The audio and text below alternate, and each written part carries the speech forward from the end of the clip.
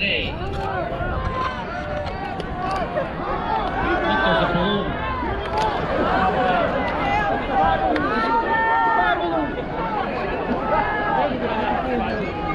How about this? Is this better? You like what to say here?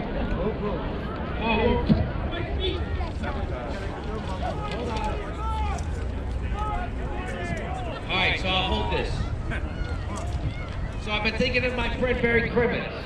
He was a hilarious and courageous comedian. He was a staunch critic of the U.S. government, who I know if he was alive would want to be here today. And people would always ask him, hey, if you don't like America, why don't you move to another country? And he would say, because then I'd become a victim of our foreign policy. Yeah! It's not what people can't hear in bed. Why is this so, it's too low? It was just really loud, and then it got really low. Can we make it louder? No? Can we make this louder? Where's the guy? Is it over here? Can you make it louder? Can you make it louder? No, you can't make it louder. Oh, there you go! There you go. Holy shit, that wasn't hard, huh? What the fuck? Alright, I'm not gonna start over, but I should. Start over? Yeah! So, I'm reminded, when I look out here, of my friend Barry Crimmins, who was a hilarious and he was a courageous comedian. He was a staunch critic of the U.S. government, and if he was alive, I'm sure he'd be here today. People would always ask him, hey, if you don't like America so much, if you're such a critic, why don't you move to another country? And he said, I would, but then I'd become a victim of our foreign policy. Joke worked twice. He used to say there's a reason why there's no viable third party in America. It's because corporations don't want to cut a third check. And that's a shame, because the two parties in America that we have just ain't cutting it. They both support sending over $100 billion to Ukraine. We could have spent that money saving lives with universal health care, but instead we spend that money taking lives overseas, which is our specialty. We send them what we call foreign aid. Foreign aid, that's money to another country. We drop care packages on their heads from the sky, but it's not full of food.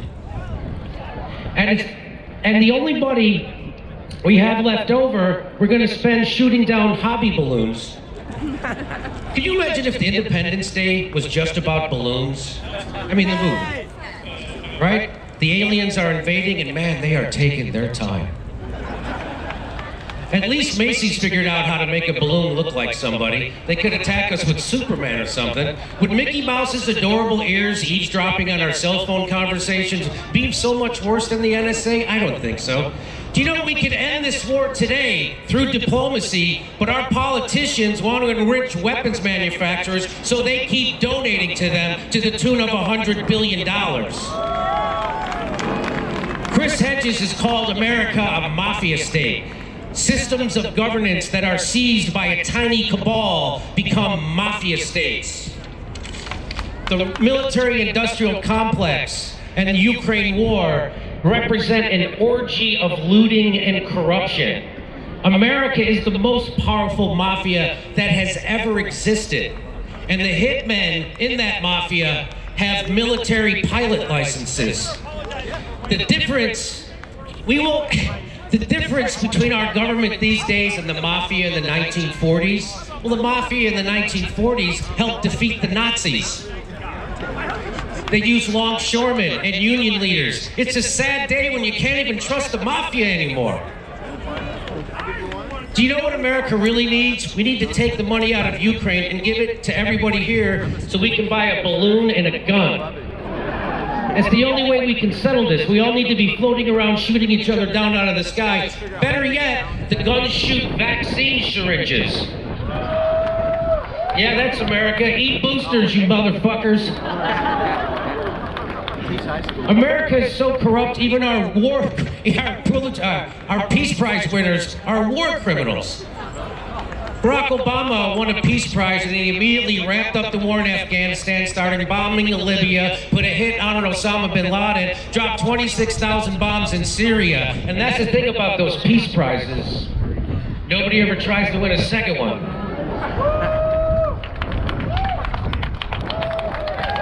I have a list of things we could have bought with that $100 billion instead of sending it to Ukraine for killing people. Instead of sending money to Ukraine, we could get President Biden a dog that knows where to lead him when a press conference is over.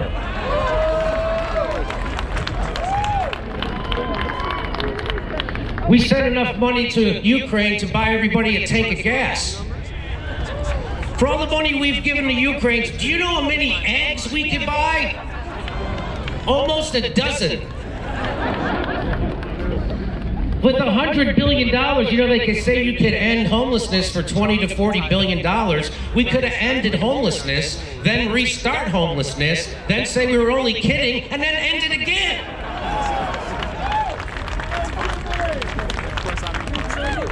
We can't end homelessness in America. We can't even fix the bridges that the homeless people live under. That's how corrupt we are.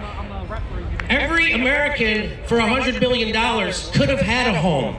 But it's way more important that we make sure nobody in Ukraine has a home, because now it's going to be turned into a crater.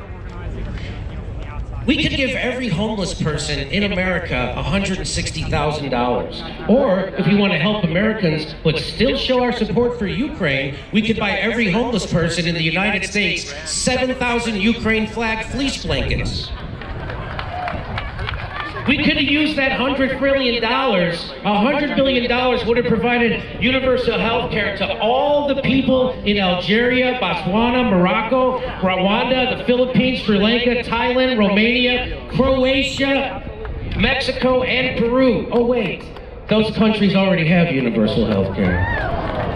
My bad. For the $100 billion, we could buy 2 FTX collapses. For $100 billion, we could buy every person on Earth a blue check mark on Twitter. Because shouldn't we all have an equal opportunity to be insufferable assholes? For $100 billion, we could get Chick-fil-A to stay open on Sundays and perform gay weddings.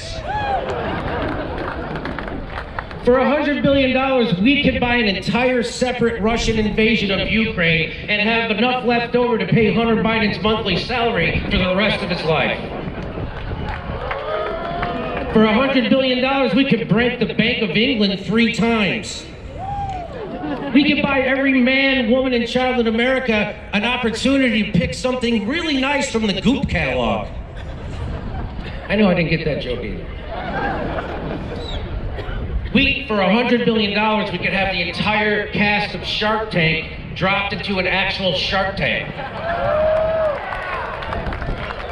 We could pay for 90 Alex Jones lawsuits. We could buy a shit ton of balloons to spy on China and still have enough money left over for complete regulatory capture. Isn't that special? We could have gotten like 5 experimental drugs approved. For $100 billion, we could remake the Marvel Avengers movie with the entire original cast, but as a porno. We could do that 90 times over. We could have spent that money on transportation, high-speed rail, but it was more important to fund the people who duct tape somebody to a lamppost with their pants pulled down. We could cure cancer, but Big Pharma wouldn't be happy with that because they prefer sick people instead of healthy ones. Yeah! With the money we sent to Ukraine, we can hire an entirely separate new police force to protect us from the current police force.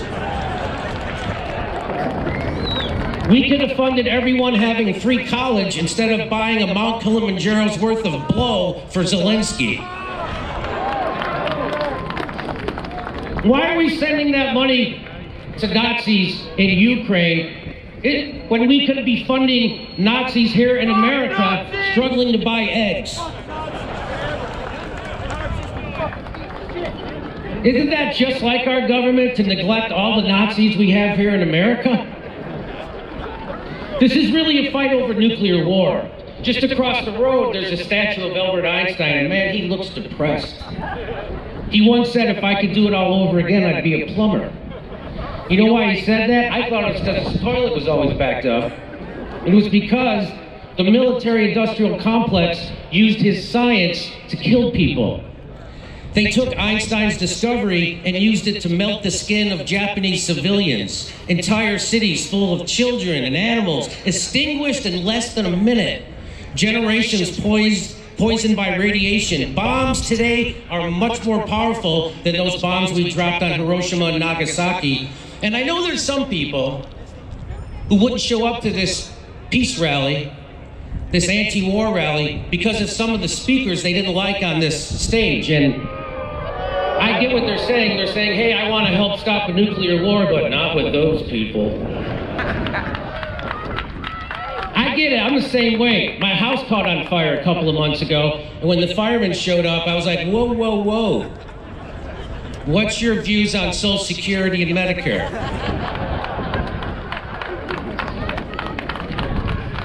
I mean, I get this is a scary situation. My house is on fire. But first, I need to get your stance on LGBTQ and gender-affirming surgery. I know my house is burning down, but are you vaxxed?